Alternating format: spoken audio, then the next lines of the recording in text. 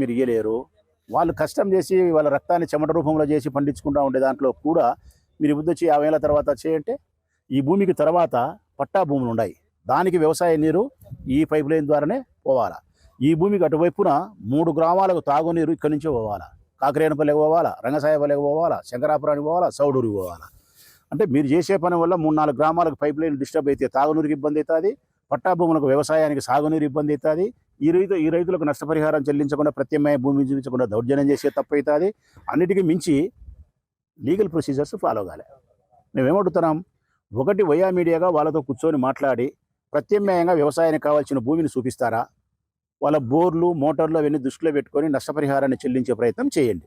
ఈ 2 మీరు చేస్తామంటే మీకు సహకరించడానికి మాకు వచ్చిన అభ్యంతరం ఏమీ లేదు. ఇది కాదు అనుకుంటే లీగల్ ప్రొసీజర్స్ ఫాలో అయ్యి నోటీస్ ఇవ్వండి. నోటీస్ ఇస్తే మేము కోర్టు పోతాం. కోర్టులో కూడా మీదే భూమి మేము ఖాళీ చేయాలని తీర్పు ఇచ్చింది అనుకో కోర్టు వారు, హైకోర్టు వారు, వెళ్ళిపోతాం. మీ నుంచి ₹1 లెక్క కూడా ఇప్పించుకోం. అంటే మీరు చట్టం పరిధిలో పనిచేసే ప్రభుత్వ ఉద్యోగులై మీరే చట్టాన్ని కాలరాసి దౌర్జన్యము, రౌడీజము, రౌడీలాగా ప్రవర్తిస్తారా? ఏపీ ఐసీసీకి సంబంధించిన వాళ్ళ రెవెన్యూ వాళ్ళని చెప్తారు. రెవెన్యూ వాళ్ళు, ఆర్డీఓ వాళ్ళు ఏపీ ఐసీసీ వాళ్ళు చెప్తారు. పోలీసు వాళ్ళు ఏం చెప్తారు, మాకేం సంబంధం లేదు, పిలిచే మేము వచ్చినాము, బందోబస్తు వచ్చినాము అంటారు. కానీ పోలీసు వాళ్ళు ఇక్కడ దౌర్జన్యం చేసే పరిస్థితికి శ్రీకారం చుడుతున్నారు. తప్పు కదా పోలీసు వాళ్ళైనా కానీ. ఎక్కడ న్యాయం ఉంది దీంట్లో? మేమేమడుగుతున్నాం, లీగల్ ప్రొసీజర్ ఫాలో అవ్వమంటున్నాం. మీరు చట్టాన్ని కాపాడాల్సిన మనుషులు మీరే చట్టాన్ని ఉల్లంఘించి ప్రవర్తిస్తే ఎట్లా?